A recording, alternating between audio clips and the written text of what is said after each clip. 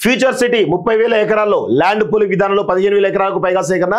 ఇప్పటికే ప్రభుత్వం వద్ద 14,000 ఎకరాలు అభివృద్ధి చేసిన ప్లాట్లలో రైతులకు సగం వాటా. ప్రజల నుంచి వ్యతిరేకత తలెత్తకుండా జాగ్రత్తలు. నిర్మాణ పనులకు విస్తృత అధికారులతో అథారిటీ. పాలకవర్గంతో పాటు కార్యనిర్వాహక మండలి. శరవేగంగా నిర్మాణాలకు సర్కారు సన్నాహాలు. 300 అడుగుల గ్రీన్ ఫీల్డ్ రోడ్డు పనులు షురు. వారంలో 2వ విడత భూసేకరణ నోటిఫికేషన్.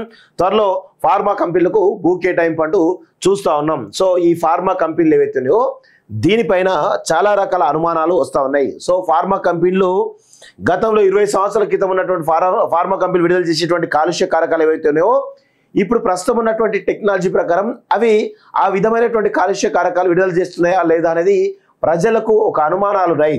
ఆ అనుమానాలు నివృత్తి చేయాల్సినటువంటి బాధ్యత ఈ రాష్ట్ర ప్రభుత్వం పైన ఉంటుంది అనేటువంటి విషయాన్ని మనందరం కూడా గుర్తుపెట్టుకోవాలి. అయితే గత ప్రభుత్వం ముచ్చెర్లలో ఫార్మా సిటీ పేరిట కొన్ని వేల ఎకరాలు సేకరించింది. సో దానిలో భాగంగానే మరి ఫ్యూచర్ సిటీకి కేటాయిస్తున్నట్టుగా మనకు తెలుస్తుంది. ఎవరైతే ఫార్మా భూములు ఏవైతే ఉన్నాయో సేకరించారో వాటిని వేరే చోటుకు తరలించేటువంటి అవకాశం ఉందని చాలా స్పష్టంగా తెలుస్తూ ఉంది. మొత్తానికి ఒక ఫ్యూచర్ సిటీ అంటే ఖచ్చితంగా హైదరాబాద్ అనేది డీసెంట్రలైజ్ కావాలి. అదేవిధంగా హైదరాబాద్ ఒకటే కాకుండా మిగతా జిల్లాల్లో కూడా ఒక రకమైన వాటి నెక్స్ట్ నగరాలుగా తీర్చిదిద్దాల్సిన అవసరం అయితే ఉంది. ఇప్పుడు వరంగల్ లాంటి నగరం ఉందండి. ఇప్పుడు మహారాష్ట్రలో చూసినట్లయితే ముంబై ఒకటే కాదండి, ముంబైతో పాటు ఇటు పూణే ఉంది, ఆ పూణేతో పాటు నాగ్పూర్ కూడా ఉంది. సో కొన్ని సిటీస్ అయితే డెవలప్ అవుతూ ఉన్నాయి. సో దానివల్ల ఏమవుతుందంటే అభివృద్ధి వికేంద్రీకరణ జరుగుతూ ఉంటుంది. సో గ్రామాల నుంచి వచ్చేటువంటి యువత ఎవరైతున్నారో అది ముంబైకి రావాల్సిన అవసరం లేదు, పూణే కూడా పోవచ్చు, నాగ్పూర్ కూడా పోవడానికి అవకాశం ఉంది. అదే తెలంగాణ విషయానికి వచ్చినట్లయితే గ్రామాల నుంచి వచ్చేటువంటి ఇటు ఆంధ్ర నుంచి వచ్చేటువంటి వాళ్ళు కానీ ఒక హైదరాబాద్ ఎంచుకుంటా ఉన్నారు. హైదరాబాద్ కాకుండా ఇటు వరంగల్ నగరాన్ని కనుక ఒక వరంగల్లో ఖమ్మం ఇంకా వివిధ నగరాలను కనుక మనం డెవలప్ చేయగలిగితే అక్కడ పెట్టుబడులు తీసుకురాగలిగితే ఖచ్చితంగా ఈ యొక్క డీసెంట్రలైజ్ కావడం ద్వారా కొంతమేర హైదరాబాద్ యొక్క పెరుగుతున్న జనాభా అయితే దాన్ని కంట్రోల్ చేయడానికి అవకాశం ఉంటుంది. ఎప్పుడైతే జనాభా పెరుగుతుందో అన్ని రకాల ప్రెషర్స్ కూడా పెరుగుతాయి. ఈవెన్ ట్రాఫిక్ పెరుగుతుంది, అనేక రకాల అభివృద్ధి సంబంధించినటువంటి విషయాలు కూడా కొంత మేర దూకుడుగా వ్యవహరించాల్సిన అవసరం అయితే ఉంటుంది. ఇలాంటివి అడ్డంకులు దాచుకోవాలంటే ఖచ్చితంగా ఇంకొక నెక్స్ట్ సిటీని డెవలప్ చేయాల్సిన అవసరం అయితే ఉంటుంది. గత 10 ఏళ్లలో కేసీఆర్ హైదరాబాద్లో కొన్ని హైదరాబాద్ పట్టించుకోలేదు. వాస్తవం చెప్పాలంటే ఏదో కొన్ని ఫ్లేవర్లు వేసి అదే అభివృద్ధి అని చెప్పేసి అన్నాడు కానీ వేరే ఏది పట్టించుకోలేదు. అయితే కేసీఆర్ కనుక నిజంగా వరంగల్ లాంటి నగరాన్ని డెవలప్ చేస్తుంటే ఈరోజు పరిస్థితి వేరేలా ఉండేది. కానీ అది చేయలేదు. కేవలం ఏదో మొక్కుబడిగా మాత్రమే డెవలప్ చేస్తామని చెప్పడం జరిగింది తప్ప వేరే ఏది చేయలేదు. సో దాన్ని అందరూ గుర్తుపెట్టుకోవాలి. అందుకే నేను రేవంత్ రెడ్డి గారు కూడా చెప్తా ఉన్నాను, సరే మీ సొంత జిల్లా మహబూబ్నగర్ జిల్లా అయినా పర్లేదు, లేదు వరంగల్ అయినా పర్లేదు, నిజామాబాద్ అయినా పర్లేదు, మెదక్ అయినా పర్లేదు, ఏదో ఒకటి ఎంచుకొని అక్కడ పెట్టుబడులు తీసుకొచ్చేసి అభివృద్ధి చేసే విధంగా ఒక ప్రణాళిక కనుక 4 సంవత్సరాల ప్రణాళిక కనుక తీసుకుంటే ఖచ్చితంగా తెలంగాణకు 2వ నగరం అభివృద్ధి చెందినట్లు అవుతుంది అనేది మనందరం కూడా గుర్తుపెట్టుకోవాలి. రేవంత్ రెడ్డి గారు కూడా ఆ దిశగా ఆలోచించాలని చెప్పేసి కూడా నేను కోరుతా ఉన్నాను. హైదరాబాద్ నగర శివారులో నిర్మించ తలపెట్టినటువంటి ఫ్యూచర్ సిటీ కోసం అదనంగా 15,000 ఎకరాలను సేకరించాలని రాష్ట్ర ప్రభుత్వం నిర్ణయించింది. ఇప్పటికే ప్రభుత్వం దాదాపు 13,973 ఎకరాల భూమిని సిద్ధం చేసిన సంగతి తెలిసింది. దీనికి అదనంగా 15,000 ఎకరాలకు పైగా భూమిని ల్యాండ్ పూలింగ్ ద్వారా సేకరించాలని సర్కార్ నిర్ణయించింది. అంటే మొత్తం 30,000 ఎకరాల్లో ఫ్యూచర్ సిటీని ఏర్పాటు చేయనుంది. రైతుల అంగీకారంతో భూమిని సేకరించేందుకు సన్నాహాలు చేస్తుంది. అంతేగాక పక్కనే ఉన్న 1000 ఎకరాల అటవీ భూముల్లో కూడా పర్యాటకులు ఆకర్షించేలా నైట్ సఫారీ తదితర ప్రాజెక్టు రూపకల్పన చేస్తుంది. ఫ్యూచర్ సిటీ నిర్మాణ పనులను శరవేగంగా చేపట్టేందుకు ప్రత్యేక అథారిటీని ఏర్పాటు చేయనుంది. దానికి పాలకవర్గంతో పాటు కార్యనిర్వాహక మండలిని ఏర్పాటు చేయాలని ప్రభుత్వం నిర్ణయించినట్లు తెలిసింది. రంగారెడ్డి జిల్లా కలెక్టర్గా పనిచేస్తూ ఇటీవల బదిలీ అయిన శశాంక్ను ప్రభుత్వం కొత్తగా చేపట్టే ప్రాజెక్టులకు ప్రత్యేక అధికారిగా నియమిస్తూ ఇటీవల జీవో విడుదల చేసినటువంటి సంగతి తెలిసిందే. ఫ్యూచర్ సిటీ నిర్మాణ బాధ్యతలు కూడా ఆయనకి అప్పగిస్తున్నారు. ఫ్యూచర్ సిటీ పనుల పర్యవేక్షణకు నానక్రామ్గూడలోని HMDA గ్రోత్ కారిడార్ కార్యాలయాన్ని కేటాయించారు. త్వరలోనే అవసరమైన సిబ్బంది నియమించారు. ఫ్యూచర్ సిటీ కోసం అదనంగా 15,000 ఎకరాలను ల్యాండ్ పూలింగ్ విధానంలో సేకరించారు. భూసేకరణ విషయంలో ప్రజల నుంచి వ్యతిరేకత రాకుండా పలు జాగ్రత్తలు తీసుకున్నారు. పరిహారం కోసం విషయంలో కొంత ఉదారంగా ఉండాలని ప్రభుత్వం భావిస్తుంది.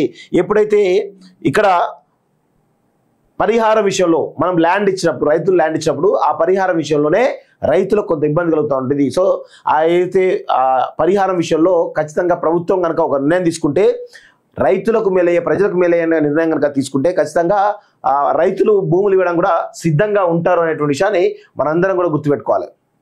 ఫ్యూచర్ సిటీ 30,000 ఎకరాల్లో ల్యాండ్ పూలింగ్ విధానంలో 15,000 ఎకరాలకు పైగా సేకరణ.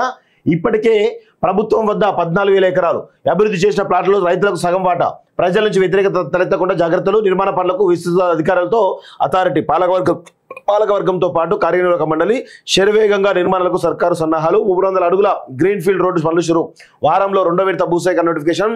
త్వరలో ఫార్మా కంపెనీలకు భూ కేటాయింపు అంటూ చూస్తూ ఉన్నాం. సో ఈ ఫార్మా కంపెనీలు ఏవైతున్నాయో దీనిపైన చాలా రకాల అనుమానాలు వస్తూ ఉన్నాయి. సో ఫార్మా కంపెనీలు గతంలో 20 సంవత్సరాల క్రితం ఉన్నటువంటి ఫార్మా కంపెనీలు విడుదల చేసేటువంటి కాలుష్య కారకాలు ఏవైతున్నాయో ఇప్పుడు ప్రస్తుతం ఉన్నటువంటి టెక్నాలజీ ప్రకారం అవి ఆ విధమైనటువంటి కాలుష్య కారకాలు విడుదల చేస్తున్నాయా లేదా అనేది ప్రజలకు ఒక అనుమానాలు ఉన్నాయి.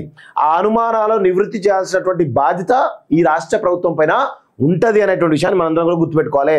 అయితే గత ప్రభుత్వం ముచ్చెర్లలో ఫార్మా సిటీ పేరిట కొన్ని వేల ఎకరాలు సేకరించింది.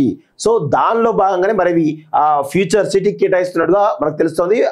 ఎవరైతే ఫార్మా భూములు ఏవైతే ఉన్నాయో సేకరించారో వాటిని వేరే చోటుకు తరలించేటువంటి అవకాశం ఉందని చాలా స్పష్టంగా తెలుస్తూ ఉంది.